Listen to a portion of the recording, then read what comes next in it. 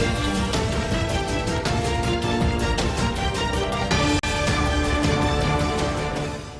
नमस्कार, आप देख रहे हैं कबीर न्यूज। मैं हूं आपके साथ ऋचा कमल।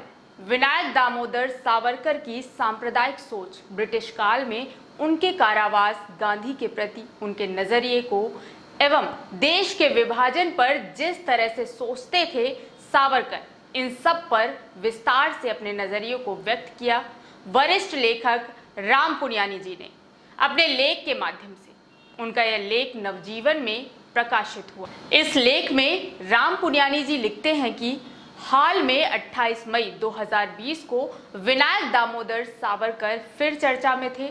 उस दिन जहां कर्नाटक में विपक्षी दलों ने ये लहंका फ्लाईओवर का नाम सावरकर के नाम पर रखने का विरोध किया, वहीं प्रधानमंत्री नरेंद्र मोदी ने उन्हें अपने श्रद्धा सुमन अर्पित करते हुए कहा कि सावरकर ने अनेक व्यक्तियों को स्वाधीनता संग्राम में हिस्सा लेने की प्रेरणा दी थी। महाराष्ट्र में लगभग एक साल पहले हुए विधानसभा चुनाव में बीजेपी के घोषणा पत्र में एक बिंदु यह भी था कि सावरकर को भारत रत्न दिया जाना चाहिए। सावरकर को मरणोपरांत सम्मानित किए जाने के विरोधियों का कहना है कि सावरकर एक सांप्रदायिकवादी नेता और हिंदू राष्ट्रवादी चिंतक थे, जिन्होंने हिंदुत्व शब्द को लोकप्रिय बनाया, हिंदू को परिभाषित किया और द्विराष्ट्र सिद्धांत की वैचारिक नींव रखी। इसी सिद्धांत ने साल 1940 में मुस्लिम लीग को पाकिस्तान के गठन की मांग करने का वैचारिक आधार प्रदान किया। सावरकर की सोच शुरू से ही सांप्रदायिक थी। यह इस तथ्य से जाहिर है कि उन्होंने बचपन में ही एक मस्जिद पर हमला किया था। प्रशंसक सावरकर की दो बातों के लिए प्रशंसा करते हैं। पहली, 1857 के घटनाक्रम पर उनकी पुस्तक, जिसका शीर्षक था भारत का प्रथम स्वाधीनता संग्राम, और दूसरा, अंडमान जेल से रिहा होने से पहले तक की उनकी ब्रिटिश विरोधी गतिविधियां। उन्होंने लॉ की डिग्री पाने के लिए ब्रिटिश साम्राज्य के प्रति वफादारी की शपथ लेने से इनकार कर दिया था। उनकी ब्रिटिश विरोधी गतिविधियों के चलते उन्हें अंडमान में स्थित सेल्युलर जेल में डाल दिया गया। उन्हें 50 साल के कारावास की सजा सुनाई गई थी। लेकिन सावरकर वहां अकेले नहीं थे। उस जेल में सैकड़ों कैदियों पर भयावह अत्याचार किए जाते थे।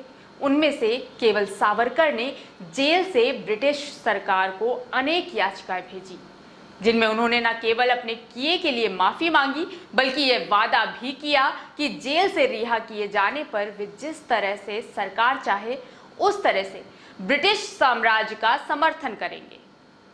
सावरकर के अनुयायी उनके माफीनामे को रणनीति बताते हुए उनकी तुलना शिवाजी से करते हैं, परंतु यह तथ्य कैसे भुलाया जा सकता है कि जेल से रिहाई के बाद सावरकर पूरी तरह से ब्रिटिश सरकार के वफादार बन गए।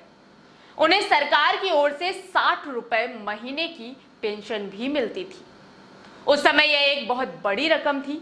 सावरकर ने हिंदू राष्ट्रवाद का अपना सिद्धांत प्रतिपादित कर स्वाधीनता आंदोलन को गंभीर क्षति पहुंचाई। उनके अनुसार भारत में दो राष्ट्र थे, हिंदू और मुस्लिम। उनका कहना था कि केवल वही हिंदू है जिसकी पितृभूमि और पवित्र भूमि दोनों भारत में है। सावरकर ने ही हिंदुत्व शब्द को लोकप्रिय बनाया। दुखद है कि आज यह शब्द हिंदू धर्म का पर्यायवाची बन गया है। सावरकर का हिंदुत्व दरअसल राजनीति है, जिसका जोर आर्य नस्ल और ब्राह्मणवादी संस्कृति पर है। उनके अनुयायी भूल जाते हैं कि सावरकर ने कभी किसी बड़े ब्रिटिश विरोधी आंदोलन में भाग नहीं लिया। मोदी कहते हैं कि सावरकर ने लोगों को स्वाधीनता संग्राम में भाग लेने के लिए प्रेरित किया, जबकि सच यह है कि सन 1942 के भारत छोड़ो आंदोलन के समय सावरकर ने हिंदू महासभा के अपने समर्थकों का आह्वान किया था कि वे अपने अपने काम धंधे करते रहें और ऐसा कुछ भी ना करें जिससे अंग्रेज सरकार को परेशानी हो। उन्होंने द्वितीय विश्व युद्ध में ब्रिटेन की मदद करने के लिए लाखों हिंदुओं को ब्रिटिश सेना में भर्ती करवाया था। इस मामले में सावरकर और सुभाष चंद्र बोस के बीच अंतर स्पष्ट है। अब मजे की बात यह है कि ऐसा दावा किया जाता है कि सावरकर ने बोस से कहा था कि वे अंग्रेजों के खिलाफ लड़ने के लिए सेना बनाएं। तथ्य यह है कि जहां बोस ने अंग्रेजों से लोहा लेने के लिए आजाद हिंद फौज का गठन किया, वहीं सावरकर ने ब्रिटिश सेना में भारतीयों को भर्ती करवाकर अंग्रेजों के हाथ मजबूत किए। शहीद आजम भगत सिंह और सावरकर एकदम अलग अलग राहों के राही थे।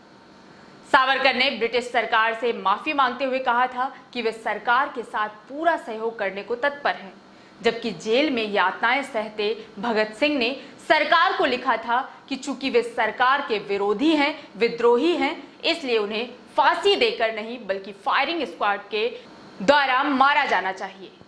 आज कई हिंदू राष्ट्रवादी भारत के विभाजन के लिए गांधी जी और मुसलमानों को दोषी बताते हैं। सच यह है कि जिस समय कांग्रेस भारत छोड़ो आंदोलन चला रही थी, उस समय हिंदू महासभा ने मुस्लिम लीग के साथ मिलकर बंगाल, सिंध और उत्तर पश्चिमी सीमांत प्रांत में सरकारें बनाई थी।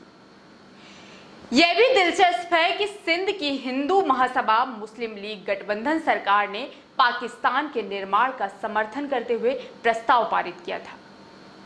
अंग्रेजों को भारत का विभाजन करने के लिए हिंदू महासभा और मुस्लिम लीग से बेहतर सहयोगी नहीं मिल सकते थे।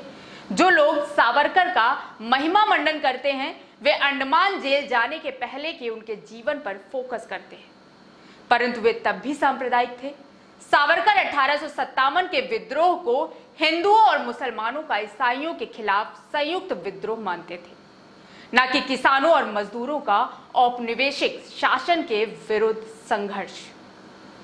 आरएसएस सावरकर के राष्ट्रवाद को तरजीह देता है और उन्हें हिंदू राष्ट्रवाद का पितामह बताता है, परंतु सावरकर और संघ की सोच में कुछ फर्क भी है। उदाहरण के लिए, सावरकर गाय को पवित्र पशु का दर्जा देने के खिलाफ थे। वे गाय को केवल एक उपयोगी पशु मानते थे। इसके अतिरिक्त उनका राजनीति पर अधिक जोर था।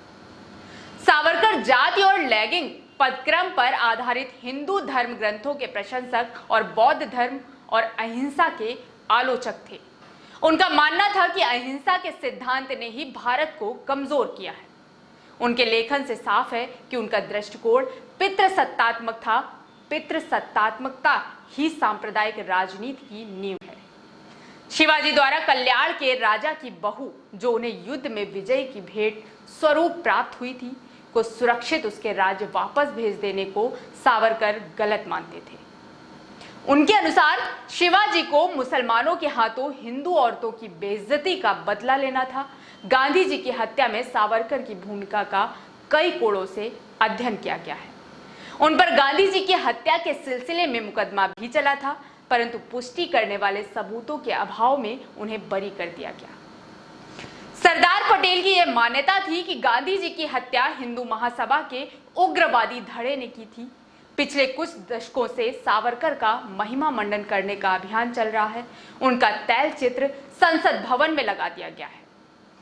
सवाल यह है कि क्या भारत को इस तरह के नायकों की जरूरत है? हिंदू राष्ट्रवादियों की नजरों में वे नायक हैं।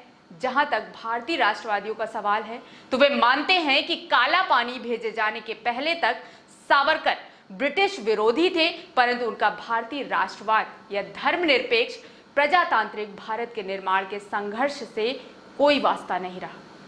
हिंदू राष्ट्रवादियों का पूरा जोर जेल भेजे जाने के पूर्व सावरकर की भूमिका पर रहता है, पर वे उन्हें एक ऊंचे सिंहासन पर बिठाना चाहते हैं। लेकिन सावरकर विशुद्ध सांप्रदायिकवादी थे। उनके जीवन के एक बड़े हिस्से में उन्होंने अंग्रेजों का साथ दिया और मुस्लिम लीग की राजनीति को बढ़ावा दिया। उन्होंने ही देश के विभाजन को तार्किक आधार प्रस्तुत किया और अंग्रेजों की बांटो और राज करो की नीति को पुष्ट किया।